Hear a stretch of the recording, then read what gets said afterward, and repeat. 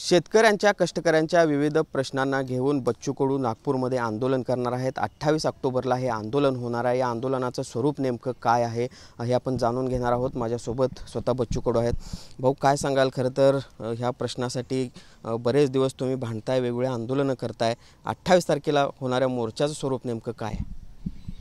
आम्ही एकंदरीत एक मोठी सभेचं आयोजन तिथे केलं। महाएल्गार सभा म्हणून आपण तिथे घेतोय आणि ते मुक्कामी राहील। जे काही आहे ते पंजाबच्या धर्तीवर करण्याचा आम्ही प्रयत्न करतो आहे आणि महाराष्ट्रातल्या सगळ्या कानाकोपऱ्यात आता आमची हक्क यात्रा झाली।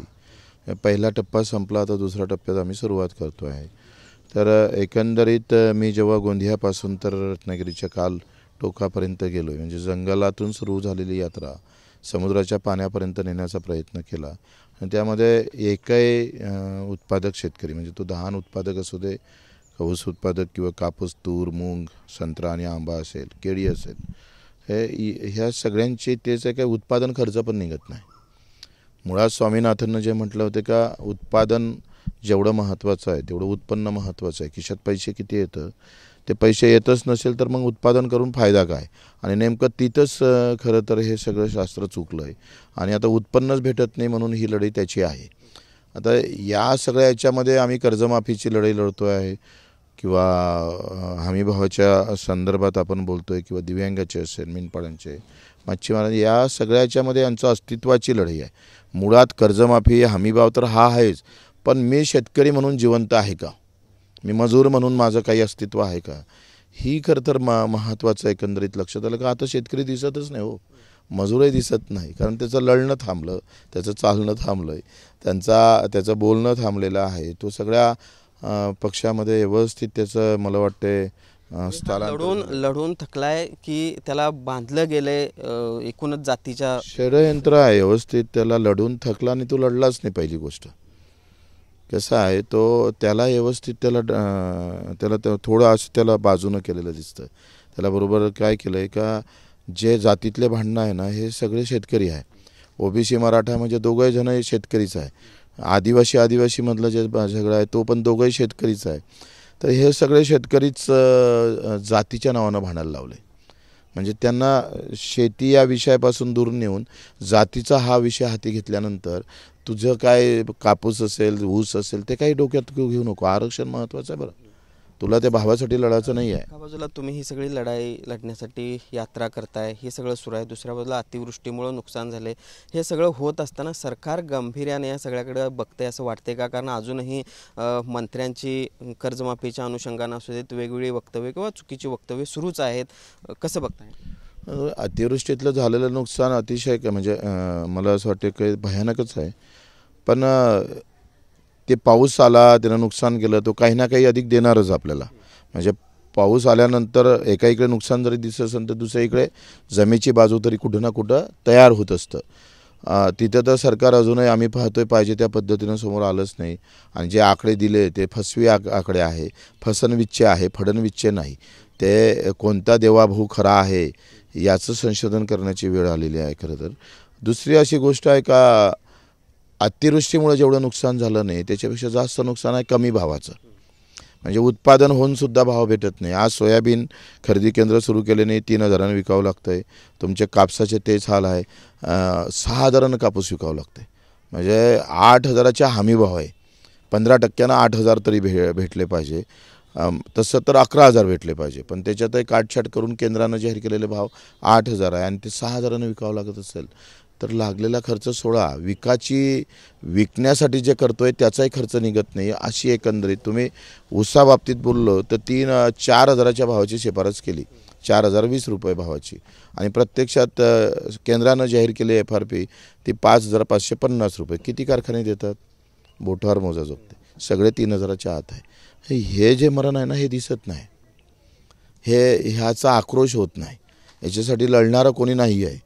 आणि हे सगळ्याच पिकात केळीवाल्यांना 300 रुपये क्विंटलनं, म्हणजे हा एक कसं आहे, मी काल गेलो आहे बारामतीच्या जवळ कृषी मंत्र्याच्या गावात, म्हणजे त्यांच्या मतदारसंघात, ते दूध डेअरीवाला 35 रुपये आणि 28 रुपयात त्याचं 32 ते 28च्या दरम्यान दूध घेतं आहे आणि हा पॉकेटमध्ये 60 रुपयानं विकतं। म्हणजे आमचा हात लागला तर कमी भाव आणि कारखानदाराच्या हात लागले का डबल व्हावं. म्हणजे जसं ब्राह्मणाच्या हातून पूजा केली तर महत्त्वाचं आहे, आणि ब्राह्मण नसेल तर तुमच्या पूजेला काही अर्थ नाही आहे. फक्त हात लागू दे यांचा. केळीचा माल, केळी जेव्हा तो याच्यातून काढतोय, संत्रा असू दे, केळी असू दे, किंवा हापूस आंबा असू दे, किंवा काजू असू दे, हे फक्त आम्ही शेतात असले तर ते कमी भावात जाईल, आणि त्यानं ते याच्यामध्ये टाकले ट्रकमध्ये का त्याचे भाव वाढले. नाही, इकडे राजू शेट्टी देखील वारंवार आंदोलन करतात, तुम्ही देखील शेतकरी असू दे, शेतमजूर असू दे, यासाठी आंदोलन, पण सरकार हे सगळं गांभीर्यानं बघतंय असं वाटतंय का? कारण ज्या पद्धतीनं बघण्याचा दृष्टिकोन सरकारचा गांभीर राहणारच नाही ना. EVM मशीन त्यांनी कव्हर केली. गांभीर केव्हा असतं का माझं मत गेलं नाही पाहिजे. आता मत जायचा विषय संपला आहे, कारण मतपेटीतच EVMमध्येच आहे. त्यानं तुम्ही दुःखी झाले काय, तुमचा द्वेष, तुमचा आक्रोश, विषय संपवलं ना. तुम्ही लक्षात नाही आलं काय का बा, आता पहिले कसं आहे का पोरगं बोंबलन, भावाभावात भांडणं होईल, आता त्याला कळूच द्यायचं नाही का तुझ्यासोबत काय होतंय, आणि झालंय तर मग सगळं आमच्याजवळच आहे. मशीनच त्यांच्याजवळ आहे मताची. पहिल्या राजकारणी लोक का भ्यायचे, भीती व्हायची का आपली सत्ता जाईल, आणि हा आक्रोश वाढला, हा रोष वाढला तर मतं आम्हाला भेटणार नाही. आता मतं मशीनमध्येच आहे, तर भेटण्याचा प्रश्नच कुठे आहे. पण याच आता EVMच्या संदर्भामध्ये किंवा आगामी स्थानिक स्वराज्य संस्था निवडणुकांच्या अनुषंगानं आज सगळेच विरोधी पक्ष निवडणूक आयोगाला भेटणार आहेत, तुम्ही नाही आहेत ताठी? मला ते माहीत नाही कधी भेटणार आहे काय, तर पण माझं असं मत आहे का हे पाप काँग्रेसनंच आणलं आहे. EVM मशीन आणली कोण? भाजपानं आणली, काँग्रेसनंच आणली.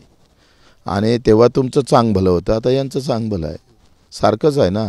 कारण तुम्ही मशीनवर जेव्हा आले तेव्हा तुम्ही त्या संविधानाची चिरफाड तुम्ही केलेली आहे, आणि इतकी मोठी चोरी होत आहे मी सांगतोय, आणि एवढी बदमाशकी सुरू आहे मतामध्ये. म्हणजे माझ्या मतदारसंघात 2,000 नाव आहे, त्यांचे पतच नाही आहे, फक्त नाव आहे. सगळं इकडे असा प्रकार करून घेतलेला आहे सगळा. आणि आम्ही काय म्हटलं होतं का तुमचं EVM असू दे, पण तुम्ही VVPAT येतं ना, जसं बॅलेटवर पहिले नाव राहायचं. तुम्ही पहा, जेव्हा बॅलेटचं मतदान होतं ना, तेव्हा त्याचं नाव, त्याचं सही, त्याचा क्रमांक राहायचा, बॅलेट क्रमांक. म्हणजे माझं मत कुठं गेलं हे मला कधीही जर रात्री विचारलं तर मला बॅलेट भेटायचं आहे. आता तो अधिकारच घटनेनं दिलेला संपवला आहे. आणि माझं म्हणणं आहे VVPATला तुम्ही नाव द्या, क्रमांक द्या, आमची सही घ्या, तो मतपेटीत टाका. EVM मशीन असू द्या ना तशी, पण एक सत्यता असू द्या. दुसरा एक प्रश्न म्हणजे आपली कार्यालयाला जी जागा एकनाथ शिंदे यांनी दिलेली होती मुंबईमध्ये, ती जागेबाबतचा निर्णय मुख्यमंत्री देवेंद्र फडणवीस यांनी रद्द केलेला आहे, कसं बघताय? साप कसा दूध पाजल्यावरही तो उलटा पलटन विष सोडतं ना, तसं भाजप आहे. ते कधी उलटं पलटून तुम्हाला विष सोडन ते सांगताच येत नाही. एकदम विषारी आहे भाजपा, प्रचंड विषारी आहे. नागाचं विष परवडलं, पण भाजपाचं विष नाही परवडलं.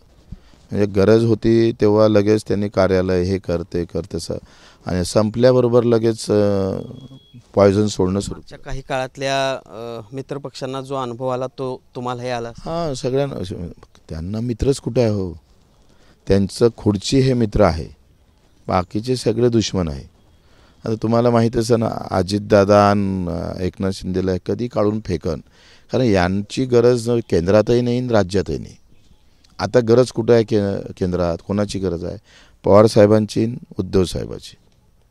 कारण केंद्रामध्ये ते प्रॉब्लेममध्ये आहे, राज्यात ते प्रॉब्लेम नाही. 133 आहे त्यांच्याकडे.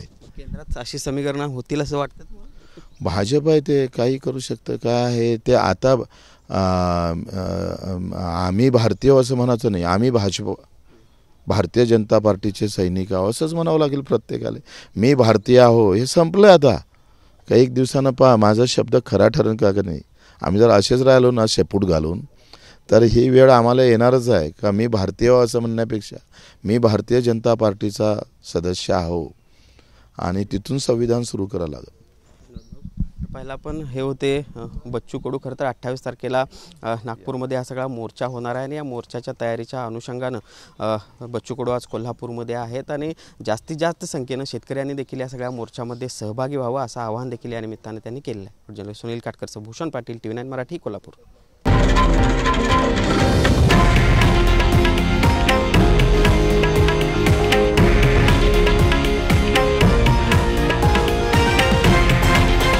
हे आहे देशातील नंबर 1 न्यूज नेटवर्क आणि आपण पाहत आहात TV9 मराठी, एकमेव.